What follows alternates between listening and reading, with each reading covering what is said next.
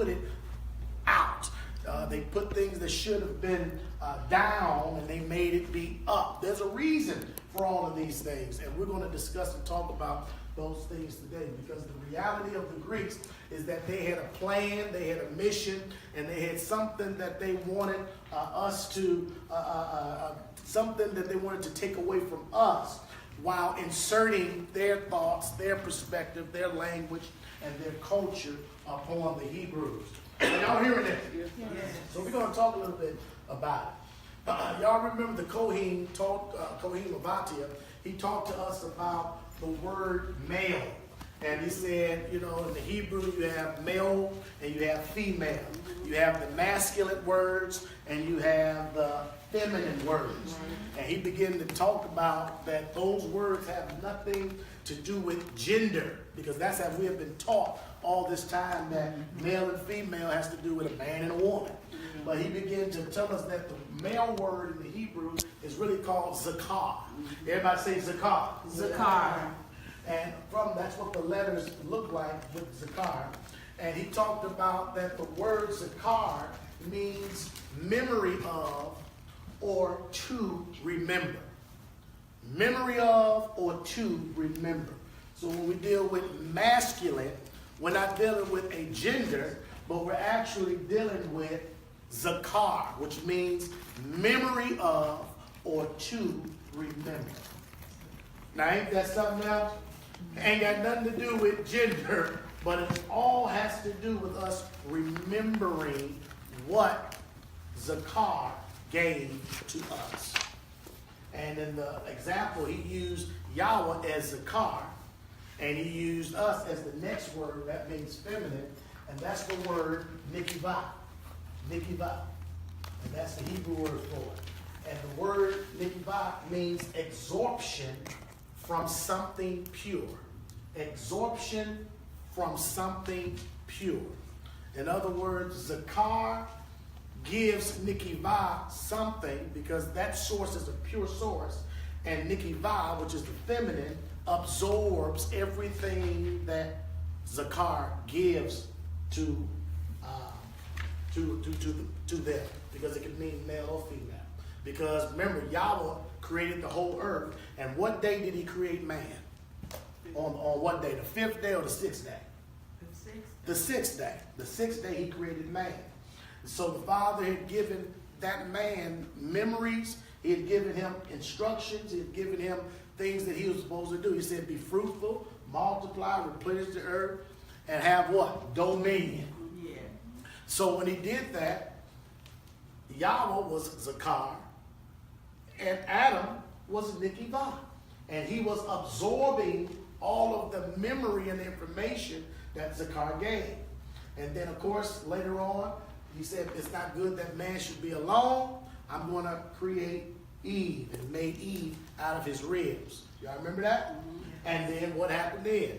Adam became zakar, and Eve, his wife, which was named Kawa, she was the one who was actually absorbing the instructions that Adam gave to her.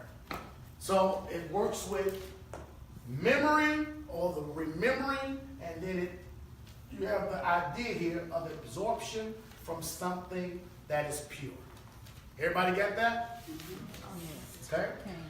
Remembering and calling to mind. See, all throughout scriptures, the Father keeps telling us to remember, to remember, to remember. He's bringing that idea to our hearts and our minds because he wants us to remember. Okay? The word remember is in the Bible over 144 times. The word remember is in the book over 144 times. The word for the feminine word, nikivah, that's in the Bible over 22 times. So this whole idea of remembering and absorbing what it is that you're being told, that idea is throughout the scriptures. And it's so important for us to remember and to call to mind. Exodus chapter 13 verse 3 says what? And Moses said unto the people, remember this day in which ye came out of Egypt, out of the house of bondage. He said to Moses, remember this day. Remember this day. Remember what you've been through. Remember this day in which you came out from Egypt, out of the house of bondage. He said, I want you to remember, I want you to mark that day down and that you never forget what I did for you on this day. See, he wanted that to be impressed and imprinted in their mind, to remember. Exodus 20:8, what did it say? Remember the Sabbath day to keep it holy. See, there's a memory again. Remember the Sabbath day. Don't you, because I know y'all gonna forget. You're gonna get involved and you're gonna be walking out and living your life. And something's gonna happen to you where you start forgetting the things that I gave you.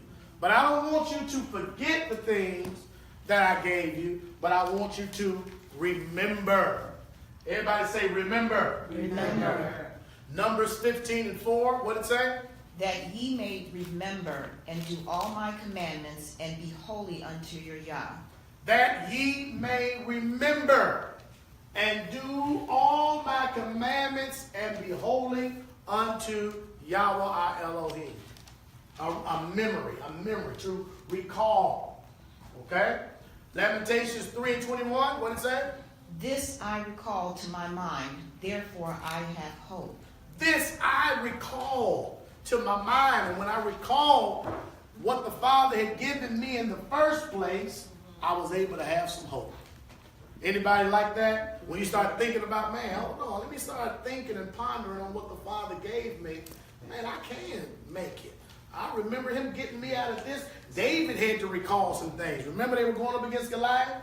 And they said, man, you can't destroy Goliath. You can't do nothing to him. You just but a little boy. And he had to remember there was a bear and there was a lion. And he destroyed both of those animals when they were attacking him. He destroyed both of them with his bare hands. And he said, this uncircumcised Philistine is going to be just like those two animals that I got the victory over. Mm-hmm. Hallelujah.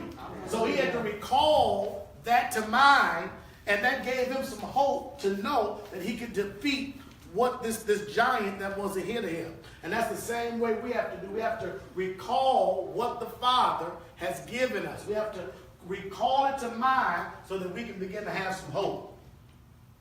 Isaiah 46:8, what did it say? Remember this, and shew yourselves men. Bring it again to mind, O ye transgressors. Remember this. Remember this. Remember.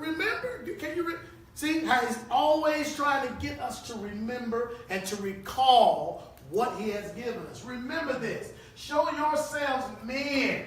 Bring it again to your mind. Bring it back up in your mind. Bring it back up. O ye transgressors. Isaiah 46:9. What did it say?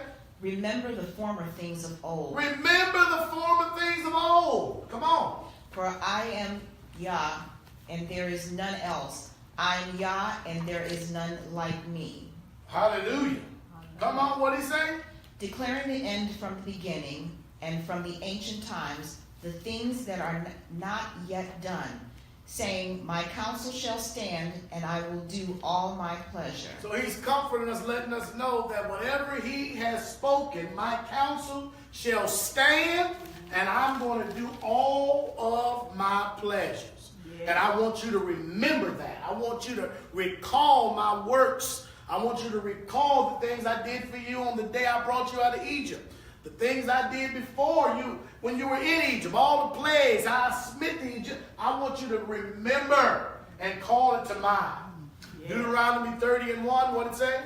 And it shall come to pass, when all of these things are come upon thee, the blessing and the curse, which I have set before thee, and thou shalt call them to mind among all the nations, whether Yah, your Elohim, hath driven thee. See, thou shalt call them to mind. Where are we calling them to mind? We're calling them to mind among the nations that we've been scattered to. And we know that Israel has been scattered to the four corners and the four corners of the earth. And he says there's something in those lands and in that place that I want you to remember. I want you to bring those things, the curses and the blessings. I want you to bring those things to mind in the places that I've scattered you. And we know the rest of the story is he said that when we begin to recall these things, when we begin to repent, from these things, when we begin to turn to him with all of our heart and our mind, that he would turn away the curses off of us, and he would bring us into the blessings and bring us back into the land where we was prior to. Hallelujah. Hallelujah. We're going to skip over here to the book of Jubilees. The book of Jubilees. And the book of Jubilees is the little Genesis. It's the little Genesis. And this is the book that describes what Moses was doing when he was 40 days and 40 nights on the mountain. And he was praying and talking to the Father. So this book of Jubilees is a book that I believe we should read and we should incorporate into our library so that we can understand what happened between certain things. Because, the Bible don't give us all of what happened and all the stories and everything connected. But when you read the book of Jubilees, you get a better picture of what Moses was doing on the mountain for those 40 days and 40 nights. Even the people, they didn't know where he had went to. They thought he was dead. That's why they made a golden calf. Y'all remember that? Yeah. When he was up there getting the commandments, it was like, well, we don't even know if this Moses is alive. He ain't been around for 40 days and 40 nights. And what was the children doing? They was playing, wasn't they? Yeah. Making a golden calf and doing all kind of ungodly things. And then here come Moses off the mountain and said, the people are sinning. That's what the Father told him. He said, get down from the mountain. The people are sinning. Mm-hmm. Get down. And Moses probably said, what you mean? What kind of just kind of get down? What do you mean? What kind of get down you want me to do? That's why I came up this mountain, to get away from them sinning people. Y'all hearing that? Yeah. So over here in the book of Jubilees, there's something very, very, very important that I want us to capture today so that we can understand what the Greeks have done to us and what the Father is saying about us as Israel. Jubilees, chapter 15, verse 30, what does it say? For the command is ordained for a covenant, that it should observe it. That they should observe it. Yes, that they should observe it. For the commandment is ordained for a covenant, that they should observe it. Come on. Forever among all the children of Israel, for Ishmael and his sons and his brothers and Esau, Yah did not cause to approach him. It's very important to know that Ishmael and Esau at a particular time was not invited to come or to approach the Most High. Why? Read.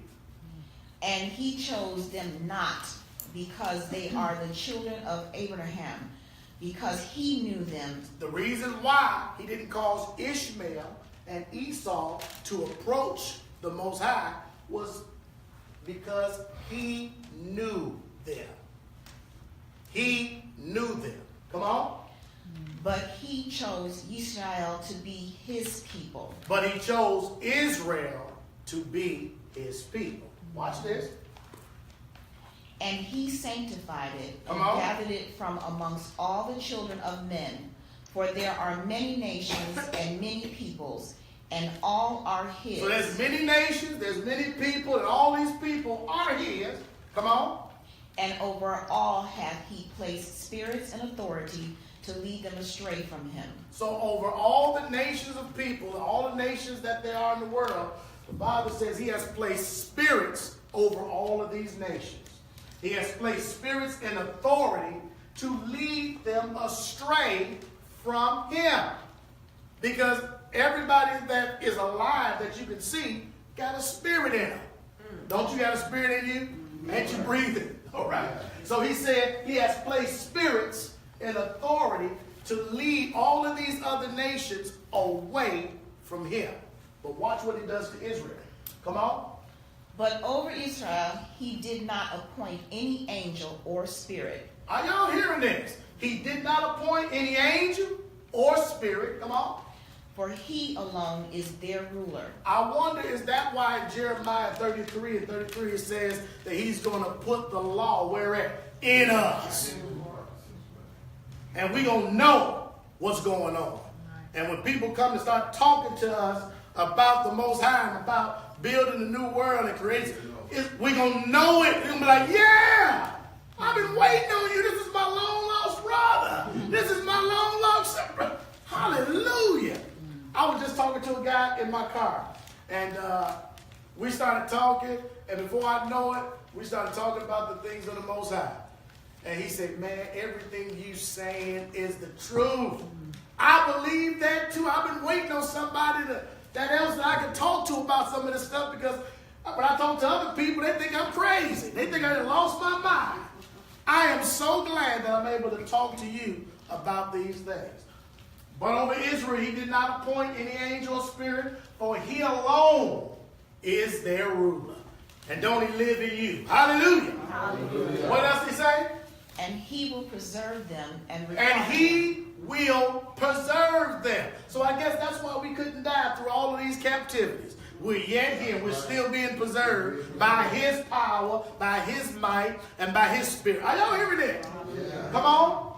And require them at the hand of his angels and his spirits, and at the hand of all his powers, in order that he may preserve them and bless them. Aren't you glad you Israel? Hallelujah. He want to preserve you and bless them. Come on. And that they may be his, and he may be theirs, and henceforth forever. He want to be yours, and he wants you to know that he's yours, and we're one together with him. Mm-hmm. Ain't that beautiful? Yeah. I thought y'all would say hallelujah to that. Hallelujah. Hallelujah. We're going to skip over now and go over to the book of Yasher. Okay? We're going over to the book of Yasher, because we're building the case to understand that the Hebrews had a great big Yah that was living on the inside of them. And he said, man, I'm going to preserve you. I ain't put nobody over you but me. And I'm going to lead you, and I'm going to guide you in the right direction. Now look over here in the book of Yasher. Let's see what happens here. Yasher chapter 23, verse 40. This is going to deal with Ishmael and how he wasn't allowed to approach the father. Okay, when it had to do with Isaac being offered up on the mountain. Okay, come on. And Abraham went with Isaac toward the place that Yah had told him. Come on. And on the third day, Abraham lifted up his eyes and saw the place at a distance which Yah had told him of. That was the Mount Moriah. Okay, come on. And a pillar of fire appeared to him that reached from the earth to the heaven, and a cloud of glory upon the mountain, and the glory of Yah was seen in the cloud. Now, this was something that Abraham was able to see. He was able to see a pillar of fire reaching the earth and heaven, and a cloud of glory upon the mountain, and the glory of Yah was seen in the mountain. Ain't it something that you can see certain things that other people can't? Mm-hmm. You can go into a dilapidated building and see, man, this could be this. I see the door right there. I see. Okay, yeah, I'm ready. I got the plan. But then you tell somebody else, don't you see this right here? And they say, all I see is a dilapidated building. Don't do that. Don't try to invest anything in that. Watch this. That's what he saw. Come on. And Abraham said to Isaac, my son, dost thou see in that mountain which ye perceive at a distance, that which I see upon it? So he wanted to know, could his son see what he saw? Boy, this is getting good. He want to see, because that's what I want to see. Brother Ezra, can you see what I see? And if you say no, I say, okay, then, but you ain't the one in whom the Father's called. Mm-hmm. Are you hearing what I'm saying? Yes, sir. You're mighty who? Can you see? Yeah, I can see it there. All right then. That's what I'm talking about. Y'all hearing this? Mm-hmm. Okay? So he asked him a question, and he didn't tell him what he saw. Notice that. See, a good father ain't going to tell you everything. He just want to know, can you see what I see? And you describe to me what you see, and then I'll tell you if we're on the right page or not. Watch this. This is good. And Isaac answered and said unto his father, I see, and lo, a pillar of fire and a cloud, and the glory of Yah is seen upon the cloud. Do you think he saw the same thing as Abraham? Mm-hmm. Saw the same thing, didn't he? Come on. And Abraham knew that his son Isaac was accepted before Yah for a burnt offering. What a good way to see who's accepted and who not. If they can't get it, Ain't that what you said? They just can't get it. We ain't gotta struggle with nobody. We ain't got to beg nobody. Can you please come to our meeting? Please, just please. Jesus loves you. We giving away 10-pound potatoes. We got water from Jordan. All the schemes. Y'all see the schemes now? Yeah. You can take this oil and pull it down the toilet, and it'll unclog your toilet. It's so anointed. Come on. If you give $2,018, you're going to have a blessing coming your way in 10 days. Now you got to give it. The more you give to him, the more he'll give to you. Yeah. Y'all know what I'm talking about, right? Boy, they want to take all your money. The rent money, the light bill money, the money in your sock. Give it all. All right? So Abraham knew that his son Isaac was accepted before Yah. He knew this. He said, okay, yeah, this is it. Watch this. Come on. And Abraham said unto Eliezer and unto Ishmael his son, do you also see which we see upon the mountain, which is at a distance? So he asked, Eliezer was his servant, remember? And the servant thought he was going to inherit everything from Abraham because he didn't have a son. So he was still, even though he had a son, hoping that, he'd still maybe leave me a little something, break me off a little something, And he was hoping that. And Ishmael was too. He said, I'm the firstborn. This is where it's supposed to go. Watch this. So he asked them the same question. Can y'all see what's going on? Can y'all perceive what I see? Let's see what happens. And they answered and said, we see nothing more than like the other mountains of the earth. And Abraham knew that they were not accepted before Yah to go with them. And Abraham said unto them, are y'all hearing this? They was unable to see. They said, we just see a mountain like every other mountain. We just see every building like every other building. We just go to the city and we see the city just like every other city. We don't see what are the possibilities in that city, what we can use in that city. We look at people like everybody else look at people. We don't see the possibilities in those people. We don't see the time, the value that's in those people. Y'all hearing this? They was unable to see it. Watch this.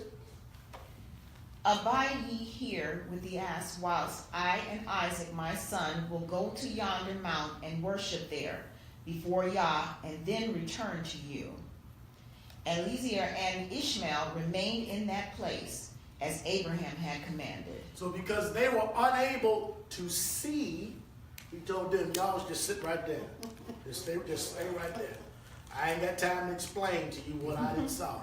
Matter of fact, if he told them, would they would have believed him? No. Because they would have said, I don't see no fire from earth and that. Ain't it something when you tell your plans and ideas to people that are carnal, that have no spiritual eyesight, no spiritual, they normally reject it anyway. Right. And here we are spending all of our pearls on the slide. Wasting all our spiritual significance and truth. We're giving it out to people who can care less about it. So I learned how to keep things to myself. And I'm going to do what he did. I'm going to go yonder to worship on the mountain. Going up to yonder got another meaning, don't it? Hallelujah. All right, now we're going back into the book. Psalms 83, 1 and 6. Now, we made a point about Isaac in the book of Jubilees. It made a point that Isaac, or that Ishmael and Esau was not accepted by the father. Okay? Now, watch what, and then we just saw Isaac being unable to see what his father saw. Okay? And he perceived that as they're not accepted.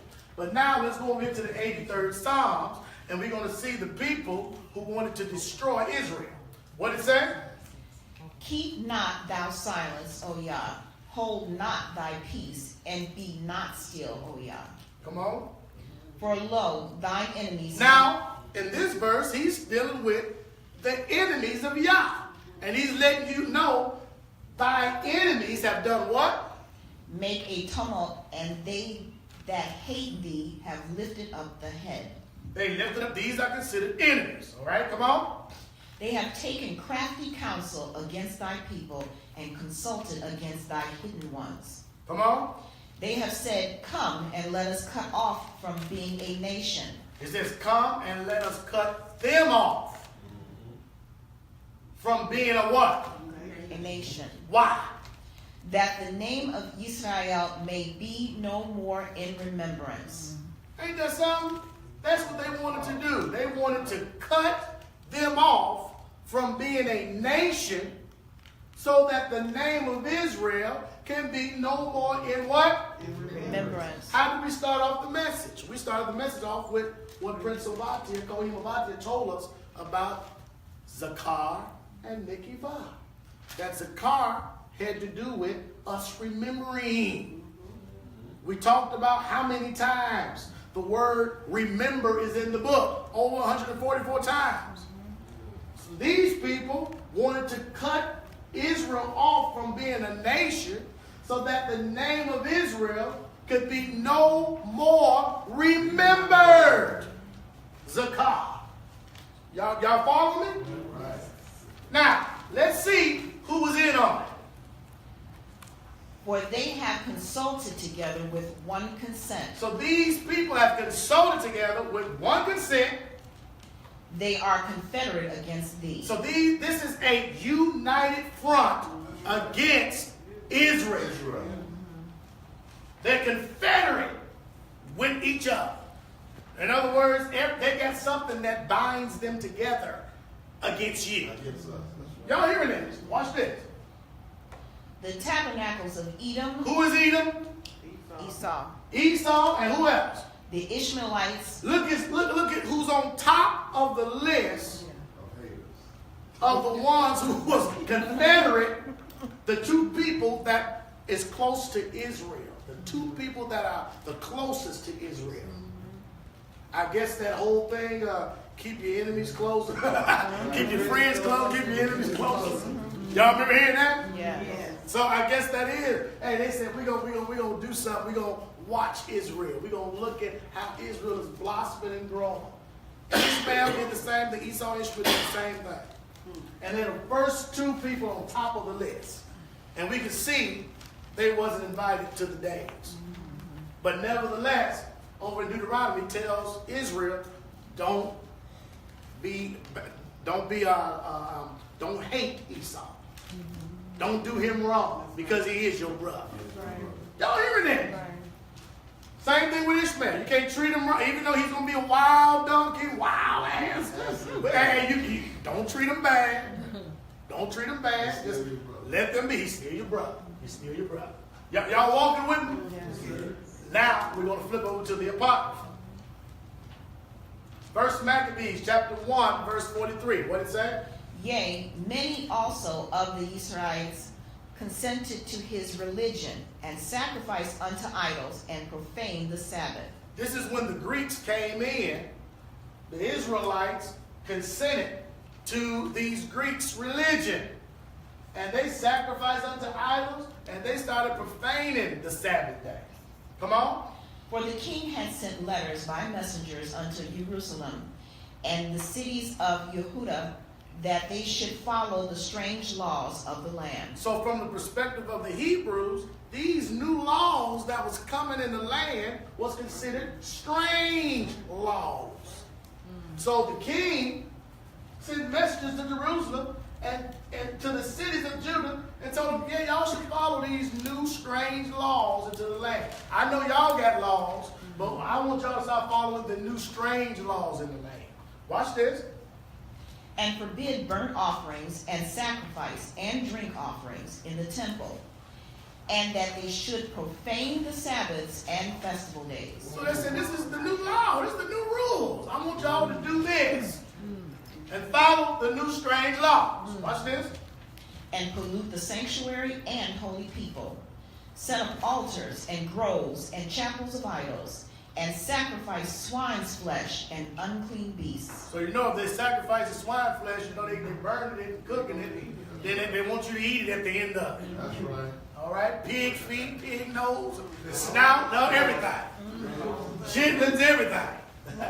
Is it chitlins or is it chitterlings? Depends on your mom. I always thought those were two different things. Oh, with chitterlings at mama's house and my dad's house was chitlins. Chitlins at dad's house and chitterlings at mama's house. All right, come on, what it say? That they should also leave their children uncircumcised. They said these are the new laws of the land. Leave your children uncircumcised, come on. And make their souls abominable with all manners of uncleanliness and profanation. They did it, didn't they? All right? Why? Why did they do it to us? To the end that they might forget the law and change all ordinances. So they did all that just so that we can forget. Right, remembrance.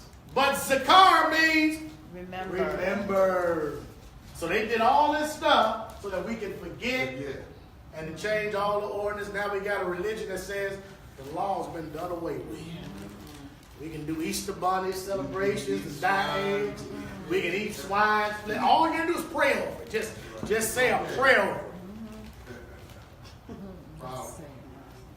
Got Santa Claus coming down the chimney. And I was like, man, we ain't got no chimney. I wonder how you gonna get it in. He'll figure it out, right? Maybe he's just gonna appear, just go through walls. Leap over buildings in a single mile, right? All right, now we're gonna go over into the antiquity of the Jews, Josephus, the complete work. Y'all mind us going through these books? Is this all right? Yeah. All right, we're just getting a little bit of everything. We're cooking up a nice little stew for you. All right, come on, Antiquity of the Jews, 12.5.1. Let's confirm the fact that they did these things to us. Come on. Wherefore they desired his permission to build them a gymnasium at Jerusalem. Now they building gymnasiums in the holy city. We're going to build a gymnasium at Jerusalem. Come on. And when he had given them leave, they also hid the circumcision of their genitals, that even when they were naked, they might appear to be Greeks. That's how bad we wanted to start filling in with these new Greeks coming in with all these strange laws. Because the Greeks in those gymnasiums, they wrestled naked. So they wanted to make sure when they came in there that they would appear to be just like them. Y'all hearing this? Those gymnasiums were stadiums. Stadiums. A lot of sports games. A lot of whistling and corralling going on. Come on. Accordingly, they left off all the customs that belonged to their own country and imitated the practices of other nations. Now, was that something that we were supposed to do? No, Because you can tell we're forgetting, ain't we? we forgot. We forgot. We just said, man, we're going to be like them. Whatever it takes, let's be like them. But there was a wicked group of Israelites that did that, and they got other people to buy into that idea. Okay? Watch this. Antiquity of the Jews, 12.5.4. What did it say? He also appointed overseers who should compel them to do what he commanded. So now they got pit bosses, overseers, people that look just like you, Israelites. Say, man, you better do this, man. Come on. You better come on. Y'all know what was the house nigga and the Slave. and the one out there in the field, right? Yeah. So now they appointed overseers. All right? And what did they do? And indeed, many Jews were there who complied with the king's commands, either voluntarily or out of fear of the penalty that was denounced. They just didn't want to die. They just didn't want to die. You know, y'all remember Roots, right? There was Kunta Kinte, and then there was who else? Fiddler. Oh, Fiddler. Come on, we gonna escape tonight. Fiddler. No, we ain't. No, I ain't. No, I got to play in the morning. No, I can't do none of that. I ain't. And Kunta always wanted to be free, always wanted to go home. All right? Same type of thing. Some folks will suffer the penalty, and other people will say, man, I'll do it voluntarily. I know I shouldn't be, but I don't want to die. Okay? So you got to decide who you are, where you fit in that whole arena. Come on. But the best man and those of the noblest souls did not regard him, but did pay a greater respect to the customs of their country. So these folks said, we don't give a damn what you say. We gonna keep our laws, our statutes, and our judgments. Come on. than concern as to the punishment which he threatened to the disobedient, on which account they every day underwent great miseries and bitter torments. Look at what they went through. For they were whipped with rods. They were whipped with rods. That's more than the little twigs grandma got off the little twig. Our people were whipped with rods. Y'all hear this? Come on. And their bodies were torn to pieces. Bodies was torn to pieces. But did I hear somebody preach a message on faith? They preach a message on faith like everything's supposed to happen just because you got faith. Not knowing that in the last part of the Hebrews chapter 11, it says some people, this happened to them, and they didn't get to their promise. They didn't get to see whatever they was believing the Father for. So we got to look at faith in another way. Because a lot of people think that faith is supposed to bring you everything. Not knowing that, like, you ain't got to ever go through anything. Are y'all hearing that? So these people, they were whipped with rods. Our people. And their bodies were torn to pieces. Come on. Come on, yeah. And they were crucified. And they were crucified. Come on. While they were still alive and breathed. Crucified while they were still alive and had breath in their bodies. Come on. They also strangled those women and their sons whom they had circumcised, as the king had appointed, hanging their sons about their necks as they were upon the crosses. So somebody asked me why I don't want to have a cross on the platform. Can you see why I don't want to have the cross on the platform? Very good point. They hang the Hebrew son's neck on them crosses that you want to so much put up all over the place. The cursed object. What you want to have the electric chair around your neck, a golden one? What about a golden, lethal, injection around a gold one, a lethal injection little emblem around your neck? Does that make sense? All right. Don't make sense. Penalty of death has become an object of affection and love to the masses. Come on. And if they were in any sacred book of the law found, it was destroyed. Any sacred books of the law was all destroyed if they were found. And who else was destroyed with the books if they found the books on them? And those with whom they were found miserably perished also. So they destroyed the books and the people who was hiding the books. Wow. These are the Hebrews that went through all of this so that they could what? Forget, read. To the end that they might forget the law and change all of the ordinances. All they had to go through all of that just so that we can get to how we are today and forget everything. Okay?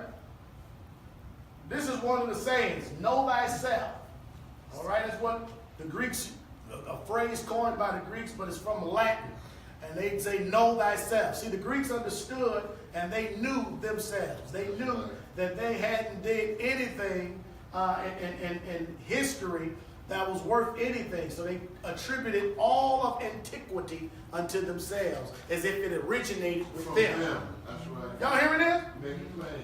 Let's talk about myths, and this is where we're going to conclude, and we're going to bring Prince up, and he's going to take us on a little further. I want to talk about this idea of myths just for a moment and read the definitions of what the word myth says in our dictionary. What did it say? A traditional, typically ancient story dealing with supernatural beings, ancestors, or heroes that serves as a fundamental type in the worldview of people. So what we have to understand and know is that the Greeks knew that they hadn't did none of these great feats. So they had to create stories or myths or lies or fables to make them appear as something that they was not. So they dealt with supernatural beings, ancestors, heroes that serve fundamental types in the worldview of people. Come on. As by explaining aspects of the natural world or defining the psychology, customs, or ideals of society. Myths. Come on. A popular belief or story that has become associated with a person, institution, or occurrence, especially one considered to illustrate a cultural ideal. Y'all hearing this? Myths. Myths. A fiction or half-truth, especially one that forms part of an ideology. A fictitious story, person, or thing. Myths. They created myths around themselves to make it seem like they were more powerful than us. Y'all hear that? And I hope Prince bring up that point about the sun, moon, stars. Myths. Come on.